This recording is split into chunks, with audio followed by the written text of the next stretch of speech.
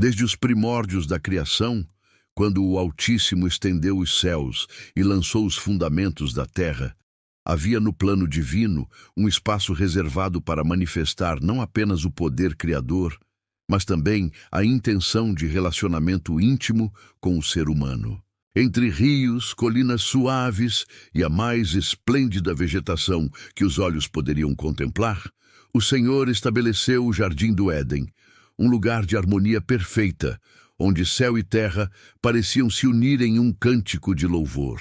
Ali, cada árvore brotava com vigor, cada fruto nascia sem esforço, e cada flor exalava fragrância única. O Éden não era apenas um espaço geográfico, mas a expressão visível da bondade e da sabedoria divina, moldado como um santuário da presença de Deus entre os homens. Adão, o primeiro homem, foi colocado neste cenário não como um mero habitante, mas como um guardião e sacerdote do jardim.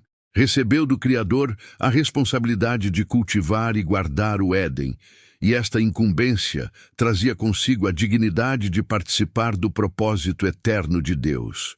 Seu trabalho não era pesado nem marcado por fadiga.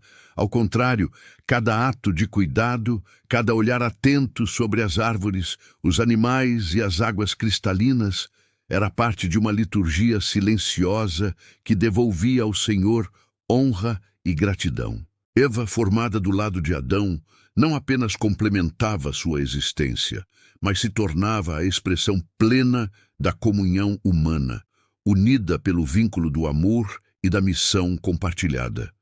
Juntos, eram imagem e semelhança de Deus, reflexo da Trindade em relação, destinados a viver em perfeita obediência, em perfeita liberdade, em perfeita paz. O centro do Éden, porém, guardava um mistério. Duas árvores erguiam-se como sinais visíveis de realidades invisíveis.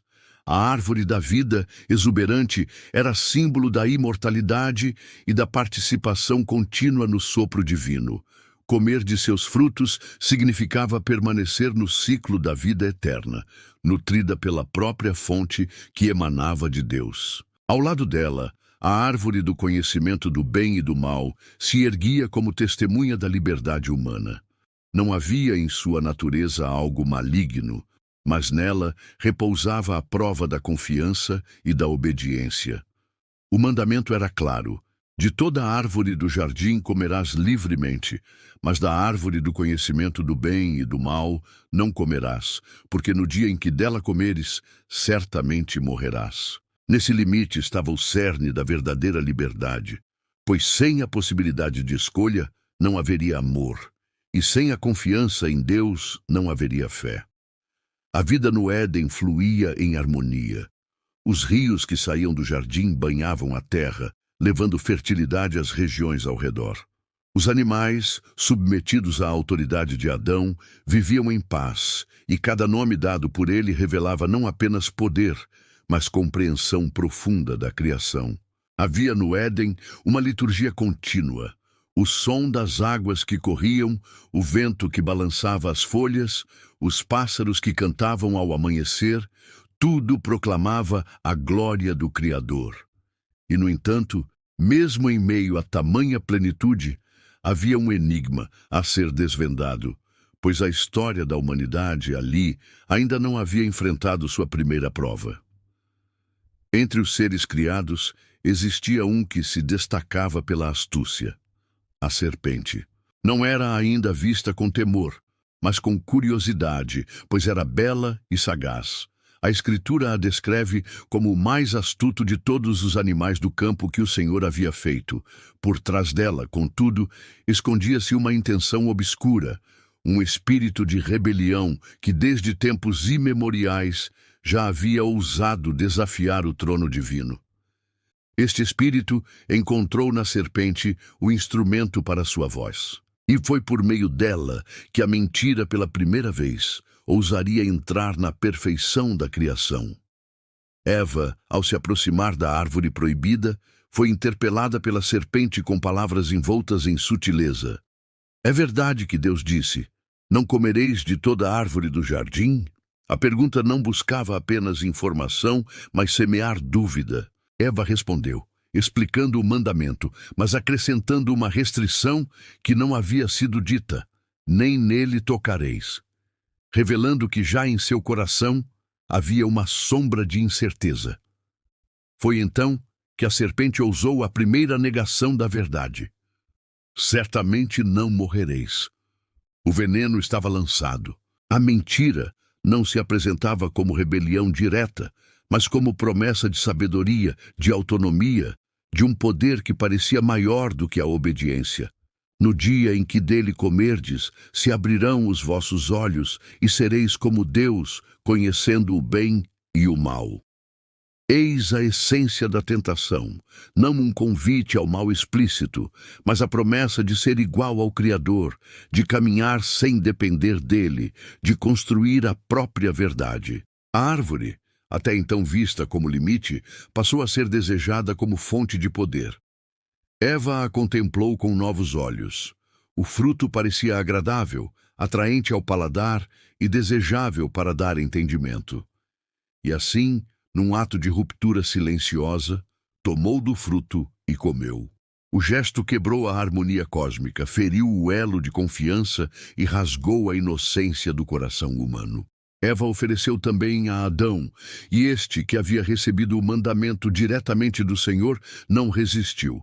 Tomou e comeu, e naquele instante a promessa enganosa da serpente revelou sua verdadeira face. Seus olhos se abriram, mas não para a divindade, e sim para a nudez, para a vergonha, para a consciência de fragilidade. O que antes era pureza, agora se tornou peso. O que antes era comunhão, agora se transformou em medo. As folhas das árvores que antes eram ornamento foram arrancadas para cobrir a vergonha recém-descoberta. O coração humano, criado para viver em confiança, passou a se esconder. O som da voz do Senhor, que antes era bem-vindo como brisa suave da tarde, tornou-se motivo de temor. Adão e Eva se esconderam entre as árvores do jardim, tentando escapar daquele a quem nada pode ser ocultado. E quando o Senhor os chamou, Adão, onde estás? Não era apenas uma pergunta geográfica, mas um clamor existencial. O homem que havia sido formado para caminhar em aliança, agora estava perdido em sua própria desobediência. Assim se inaugurava a história da queda. Não se tratava apenas de comer de um fruto, mas de romper com a confiança, de querer ser autônomo, de inverter a ordem divina. A partir daquele instante, o Éden deixava de ser o mesmo. A serpente fora desmascarada como inimiga, e a humanidade, que deveria reinar sobre a criação, agora se via sujeita ao peso da corrupção e da morte. O jardim, que era símbolo de comunhão, se tornava palco da primeira ruptura, o primeiro eco da dor que ressoaria ao longo de toda a história da humanidade. O silêncio que pairou sobre o Éden após a desobediência era diferente de todos os outros. Não era o silêncio da paz, mas o silêncio pesado de uma ruptura. O coração humano, que até então pulsava em harmonia com o Criador, agora se escondia em temor. O chamado de Deus ecoou pelo jardim. Adão, onde estás? Não era ignorância da parte do Senhor, pois nada lhe é oculto, mas um convite à confissão, um gesto de misericórdia antes do juízo.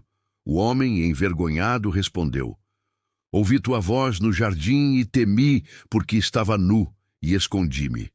Naquela resposta estava a confissão do estado humano: vergonha, medo e afastamento. Deus, que formara o homem para a liberdade, o via agora escravo de sua própria culpa. A pergunta seguinte foi direta: Quem te mostrou que estavas nu? Comeste da árvore de que te ordenei que não comesses? E, em vez de assumir plenamente a responsabilidade, Adão tentou transferi-la. A mulher que me deste por companheira, ela me deu da árvore, e eu comi. Eva, por sua vez, culpou a serpente. A serpente me enganou, e eu comi. Assim, já nos primeiros momentos da queda, percebe-se a desintegração das relações. A confiança deu lugar à acusação. O amor deu lugar à justificativa. A unidade deu lugar à divisão. O pecado não apenas rompeu a comunhão com Deus, mas também feriu a comunhão entre homem e mulher, entre humanidade e criação. O Senhor, justo em seus caminhos, pronunciou juízo. A serpente foi destinada à maldição. Rastejaria sobre o pó da terra e seria sinal visível de degradação. Mas junto ao juízo foi dada a primeira promessa.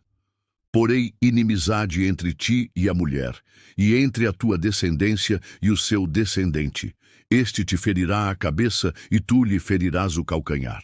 Era a primeira palavra messiânica, o anúncio velado de que da humanidade viria um Redentor que esmagaria o poder do mal. O proto-evangelho, como chamariam os teólogos séculos depois, nasceu no próprio Éden, revelando que, mesmo no ato da queda, a graça já estava presente.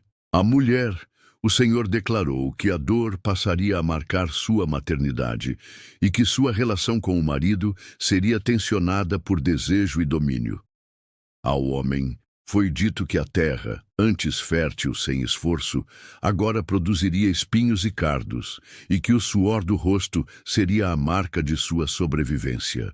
O trabalho, que antes era liturgia, tornou-se fardo, e a sentença final soou como golpe duro: do pó és e ao pó tornarás.